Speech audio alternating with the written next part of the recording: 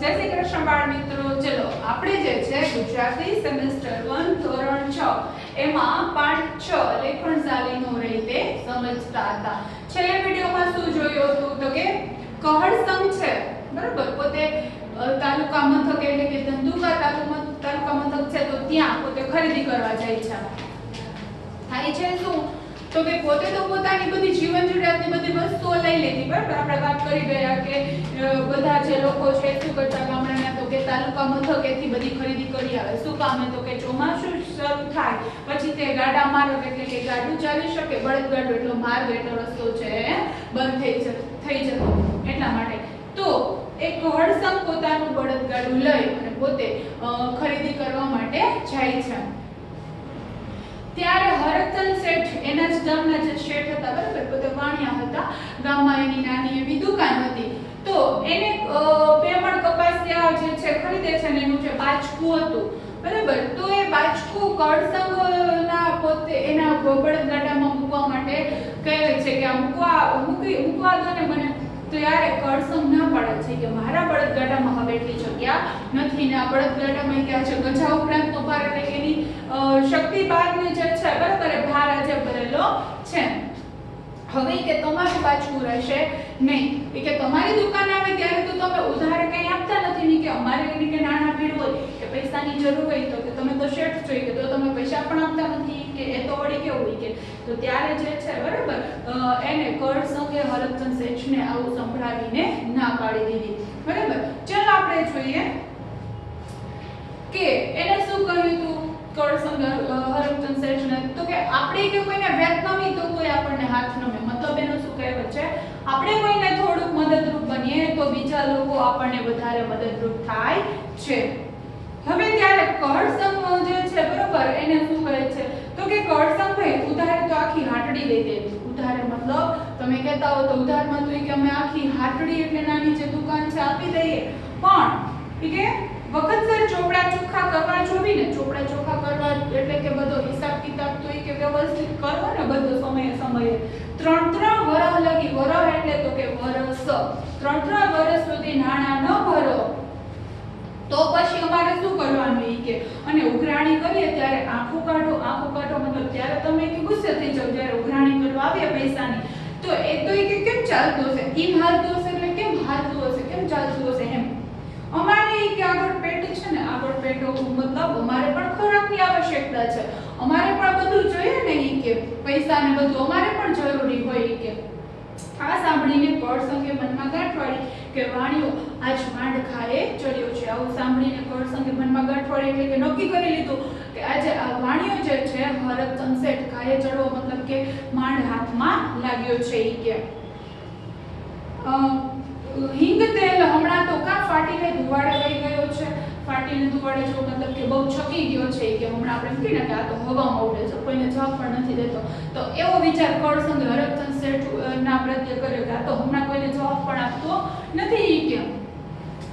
ગામમાં કોઈની શરમ ભરતો નથી. ગામમાં શરમ ભરે મતલબ કોઈનું પણ જરાક નાક પણ રાખતો નથી બરાબર. ઉધારમાં પણ બાકીમાં પણ જે છે કઈ આપતો નથી ને એની દુકાને પૈસા લેવા જરા જઈએ છીએ ઉધાર તો પણ આપતો નથી તો કે હું પણ મદદ નહીં કર્યો. કહળસંગે મનમાં વિચાર્યું આ જેને દોડે તે તારા ન બતાવું તો મારું નામ કહળસંગ નહીં. મતલબ દોડે તે તારા બતાવો મતલબ શું તો કે આજે હું પણ એને ખરેખર મુશ્કેલીમાં પાડી દઈશ કે તોય કે હું જોઈએ કે હું ન કરું તો મારું નામ કહળસંગ નહીં. ગામ ઢુકડો એટલે નજીક. ગામની નજીક આવીને હરકચંદ વાણિયો ગાડામાં કોથળો નાખવા જાય છે બરાબર. કોણ તો કે હરકચંદ શેઠ થોડાક નજીક જાય છે અને જેવો ગાડામાં કોથળો એટલે જે બાચકું હતું કપાસિયાનું એ મૂકવા જાય છે ત્યાં તો બળદને ડચકારો કરી કહળસંગે ગાડું હાંકી મૂક્યું. ત્યાં શું કર્યું તો કે બળદને ડચકારો કરી બરાબર એવો અવાજ કરે એટલે શું થાય બળદ આગળ ચાલે. જે લોકો હોય ખેડૂતો કે જેની પાસે બળદગાડા હોય તો અવાજ કરે એટલે શું થાય ડચકારો કરે એટલે કે બળદો છે આગળ હાલે. તો કહળસંગે પણ એવું કર્યું અને એના બળદો આગળ ચાલવા લાગે છે. મોર્ય ગાડું. મોર્ય એટલે શું તો કે આગળ જે છે પોતાનું બળદગાડું અને વાહે હરકચંદ શેઠ બરાબર. પાછળ વાહે એટલે તો કે પાછળ તારો બધો શબ્દ છે તો કે પાછળ જે છે હરકચંદ શેઠ હતા બજાર સોસરવા થઈ અને છેક ગામની ભાગોળે આવ્યા. ભાગોળ એટલે પાદરે. શેઠીએ રાડે પાડી એટલે કે એને શેઠે અવાજ કર્યો. શું કે છે? એ કરસંભાઈ. બરાબર. ઘણીવાર બળદોને તાણી ચાલો ને, માથે બે અઢી મણનો ભાર છે એ તો જુઓ કે ઘડી સાથે, એટલે થોડી વાર તમે તમારા બળદોને તાણી ચાલો નહીં કે મતલબ કે તમારા બળદોને ઊભા રાખો નહીં કે માથે આ બે અઢી મણનો જે ભાર છે તો જુઓ, થોડીક તો મારા ઉપર દયા કરો. શું કર્યું શેઠ? કરસંગ શું જવાબ આપે છે જોઈએ તો કે શેઠ કે હું શું કરું એમાં? આ સંધ્યા બળદિયા બહુ પાણીયાળા છે. સંધ્યા મતલબ શું? તો કે બળદની એક જાત. કે મારા જે બળદો છે ખૂબ જ પાણીયાળા છે. પાણીયાળા મતલબ એવા તાકાતવર છે કે ઘર ભણી વહેતા થયા પછી તાણી ચાલ્યા રહેતા નથી. વહેતા થવું મતલબ હાલતા થાય ઘર તરફ, ભણી એટલે તરફ, પછી ક્યાંય રસ્તામાં ઊભા રહે નહીં. માથે બે એમ કહેતા કરસંગે ગામ ભણી ગાડું હાકી મૂક્યું. આટલું કહી અને કરસંગભાઈ જે છે પોતાનું બળદગાડું લઈને ગામ તરફ જતા રહ્યા.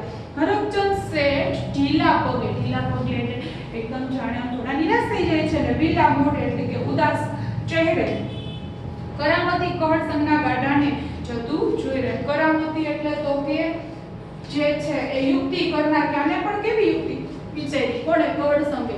કે આવો જવાબ મને આપી દીધો. બરાબર. શું? તો કે બળદિયા તાણી ચાલ્યા રહેતા નથી. તો એને શું કર્યું? તો કે કરસંગના ગાડાને જતું જોઈ રહ્યા. બળદ તાણી ચાલ્યા રહેતા નથી. તો કે એ જે વાત છે એ ચતુરવાણિયાના મનમાં, ચતુરવાણિયો એટલે કોણ? તો કે હરકચંદ શેઠ છે એના મનમાં ક્યાંય સુધી ઘુમરિયો લઈ રહ્યા એટલે કે એને જે છે સતત ને સતત મનમાં એ યાદ હતું. એમને બીજ સોસરવું સૂઝ્યું. બીજ સોસરવું સૂઝવું એ રૂઢિપ્રયોગ છે.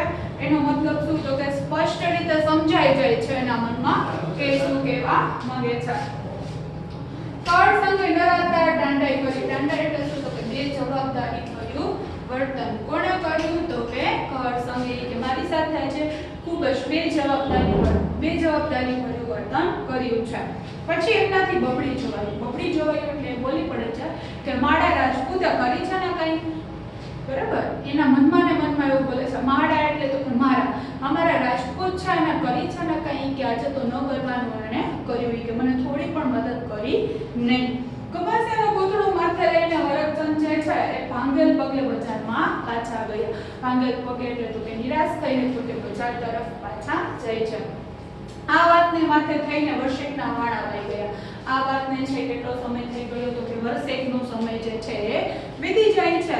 પણ મદારીના કરંડિયામાં સાપ જેમ ગુચડું વળીને પડ્યો રહે એમ આ વાત એના લમણામાં રહી ગઈ. મતલબ એને જે છે બરાબરની યાદ રહી ગઈ. કઈ? તો કે જે મદારી હોય બરાબર એના કરંડિયો હોય એમાં સાપ જે છે એમ મૂકે તો કેવું થાય? ગુચડું વળીને પડ્યો રહે. એવી રીતે હરકચંદ શેઠના લમણામાં એના મગજમાં એ વાત જે છે એ કાયમીને માટે રહી ગઈ. કઈ?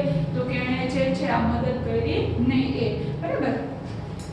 એવામાં કુદરતને કરવું તે કરસંગના બાપુ ગુજરી ગયા. કોના બાપુ? તો કે કરસંગના પિતાજીનું અવસાન થાય છે. ગુજરી ગયા એટલે ગામમાં કોઈ ભણેલું ન મળે. બરાબર. હવે કોનો વખત આવ્યો? તો હરકચંદ શેઠનો વારો આવે છે. ગામમાં કોઈ જે છે ભણેલું હતું નહીં. કોઈનો કાગળ આવ્યો હોય તો હરકચંદની હાટે વજાવવા જવું પડતું. હાટે એટલે તો કે દુકાને. ક્યાં જવું પડતું? તો કે હરકચંદની દુકાને જે છે કાગળ વજાવવા જવું પડતું. ઉજ્જડ ગામમાં એરંડો પ્રધાન. બરાબર. કહેવત છે કે જ્યાં સાવ કોઈ કંઈ સારું ના મળે ત્યાં થોડુંક સારું પણ કેવું ગણાય? તો કે સારું ગણાય. ગામ આખું અંગૂઠા છાપ હતું અને હરકચંદ શેઠ થોડુંક ભણેલા હતા એટલે એનું જે છે એ સારો એવો થોડો પ્રભાવ પડતો. એટલે હરકચંદનો ભાવ પૂછાય. કોઈના દસ્તાવેજ લખવા હોય, દસ્તાવેજ એટલે લેણ દેણ સંબંધી બધી કંઈ પણ બાબત, ખાતું પાડવું હોય એટલે કે ચોપડામાં નવેસરથી હિસાબ કરવાનો હોય કે સારા ભલા અવસરે કંકોત્રી લખવી હોય. બરાબર. સારા અવસરે જે લખીએ એને શું કહેવાય? તો કંકોત્રી. કે માઠા પ્રસંગે કાગળ લખાવે. માઠા એટલે તો કે જે છે એ અશુભ. બરાબર. અશુભ. ક્યાં? તો કાગળો માઠા કહેવાય તો કે મૃત્યુના જે છે બરાબર એને કાળોતરી કહીએ આપણે. એ બધા કાગળો તો એ કે એ જે લખવા હોય તો હરકચંદ શરમના માર્યા કામ કરી દેતા. ત્યારે હરકચંદ શેઠ છે કોઈને ના પાડે નહીં. શરમના મારે એટલે કે કોઈ ના ન પાડી શકે. શું કામે? આખા ગામમાં પોતે એક જ ભણેલા હતા. બરાબર. કરસંગે હરકચંદ શેઠને બે હાથ જોડી અને કાળોતરીના કાગળ લખવા બોલાવ્યા. કળ સંઘે શું કર્યું તો કે એમને જે છે એ કાળોતરીના કાગળ લખવા બોલાવે છે. કાળોતરીના એટલે તો કે મૃત્યુ થયું તો હવે એની કાર્ય ક્રિયા જે છે કઈ તિથિની છે બરોબર એ બધું એમાં લખેલું હોય. શેઠને મનમાં થયું કે તે દી તો એટલે તે દિવસે તો ક્યાં બાપુના બળદિયા. બાપુ એટલે કોણ તો કે કળ સંઘ રાજપૂત હતા એટલે એના માટે કેવો શબ્દનો ઉપયોગ કર્યો તો કે બાપુ. કે બાપુના બળદિયા જે છે તાણી સાલે રહેતો નતો અને આજ મેરાના કાગળ લખવા મને બોલાવે છે કે બરાબર કે તે દિવસે એને મને મદદ ન કરી એક કપાસનું બાચકું પણ મૂકવા ન દીધું બળદગાડામાં તો આજે હવે એને મને શું કામ બોલાવ્યું કે કાગળ લખવા માટે બરાબર. એને પણ મનમાં વિચાર્યું ઠીક લાગમાં આવ્યો છે કે આજે હવે એનો વાર આવ્યો છે કે લાગમાં આવ્યો છે કે આજે હું પણ એને મદદ કરીશ પણ કેવી રીતે જોવે છે આજને ભાલ્ય ન ભરાવી દો તો મારું નામ હરકચંદ સહેજ નહીં. ભાલ્ય ભરાવવું મતલબ રૂઢિ પ્રયોગ છે બરાબરની મુશ્કેલીમાં મુકાવી દેવું તો કે હું આજે એને બરાબરની મુશ્કેલીમાં મુકાવી દઈશ. આમ વિચારીને શેઠ કાગળ લખવા બેઠા અને આવું વિચારીને શેઠ કાગળ લખવા બેસે છે. કોણ? હરકચંદ શેઠ. કળ સંઘ એમના બાપુનું કારજ એટલે શું તો કે મરણ પછીના 12મા દિવસે થતી વિધિ બરાબર પાણી ઢોળાવને જેને કહીએ ક્રિયા તો એ કારજના કાગળ જે છે લખવા બેસે છે અને શેઠે શું કર્યું થોડાક કાગળ પાંચમના થોડાક છઠના સાતમના આઠમના બરાબર એમ કરીને 11 સુધીની તિથિના જે છે અલગ અલગ બધા કાગળો લખી નાખ્યા. પછી શું થાય છે તો કે પછી તો ભાઈ એક દિવસનું જે કારજ હતું તે લગાતાર કેટલા દિવસ ચાલ્યું 7 દિવસ સુધી ચાલે છે. ઓલ્યા જાય ને ઓલ્યા આવે અને ઓલ્યા જાય ને ઓલા આવે. કળ સંઘના કુટુંબ વાળા સંધાય ઓલ્યા મતલબ કે ઓલા આપણે કહીએ ને કે અડધા લોકો જાય ને અડધા લોકો આવે જેને પાંચમના કાગળ મળ્યા હતા પાંચમના દિવસે આવે છઠના મળ્યા હતા છઠના દિવસે આવે એવી રીતે 11 સુધીની તિથિના કાગળ હતા તો જેને જે કાગળ મળ્યા હતા એ દિવસે એ લોકો આવતા હતા. હવે કળ સંઘના કુટુંબ વાળા સંધાય એટલે બધા વિચારમાં પડી જાય છે કે મારો આ ચમનું વેતરાણો છે. ચમનું વેતરાણો એટલે આ શું ઊંધું થયું તળપદો શબ્દ છે તો વળી પૂછે છે કે અલ્યા મેલાના કાગળ કોની પાસે લખાવ્યા હતા? કાગળ તો હરકચંદ શેઠે લખી દીધા હતા. વળી પાછું કે છે કે તો હરકચંદ શેઠ છે તો એણે લખી દીધા હતા. એ તો ડાયું મને જ છે મને એટલે માણસ કે તો ડાયા માણસ છે તો ક્યારે એવું કરે નહીં. એ ઉઠીને આવી ભૂલ ના કરે હો કે એ ક્યારે ઉઠીને આટલી સમજુ છે તો એ આવી ભૂલ કરે નહીં કોઈ દિવસ. શેઠિયાને બોલાવીને પૂછો તો ખબર પડે નહીં કે તમે કે શેઠિયાને બોલાવો અને પૂછો તો તમને ખ્યાલ આવશે. આ તો ખંતીદર ખોરડું છે. ખોરડું એટલે તવંગ તો પૈસાદાર છે કે પણ કોઈ મોડા પાતળા માણસનું ખોરડું હોય તો ખેતર વેચવાનો વારો આવે કે બીજું કઈ મોડા પાતળા મતલબ તો કે જે છે કોઈ આર્થિક રીતે એટલા બધા સદ્ધર ના હોય બરાબર આર્થિક રીતે નબળા હોય તો એવું કુટુંબ હોય તો એને શું થાય કે રોજ આટલા મહેમાનોને આટલા વ્યક્તિઓને સાચવવા બરાબર તો એને ખોરડું વેચવાનો વારો મતલબ તો મકાન ને બધું એના વેચવાનો વારો આવે. એ આટલા લોકોને સાચવી ના શકે રોજ ને રોજ. હરકચંદ શેઠને તેડું મોકલ્યું કે એને બોલાવો જાવી કે નક્કી કરો. હાથમાં દુનિયાનો છડો ઝાલી કાને લાંબી લેખણ કસી માથે રાખી પાંચાળી પાઘડી અને પગમાં મોજડી પહેરી શેઠ કળ સંઘના ફોડી આવ્યા અને સૌ પૂછવા લાગે છે. જો એનું પહેરવેશનું વર્ણન કર્યું છે કે હરકચંદ શેઠ છે કેવા હતા તો કે કાનમાં જે છે લેખણ એટલે કે કલમ ખોસી હતી માથે પાંચાળી પાઘડી હતી બરાબર હાથમાં દોત્યું ચાલ્યું હતું પગમાં મોજડી લઈને પોતે આવે છે. હરકચંદભાઈ આ ચમનું બફાણું છે. બફાણું એટલે કેમ ખોટું થયું આવું કેમ કર્યું તમે? શેઠે ઠાવકુમો કરીને વાત માંડી. એને શું કહ્યું? એને જે છે આ રીતે પોતે ઠાવકાઈથી કહે છે એકદમ ગંભીરતાથી કહે છે કે તમે સાંભળો ઈ કે સાંભળો ભાઈઓ વરદી પહેલા મોર્યની વાત છે. વરદી મોર્ય એટલે વર્ષ દિવસ પહેલાની વાત છે.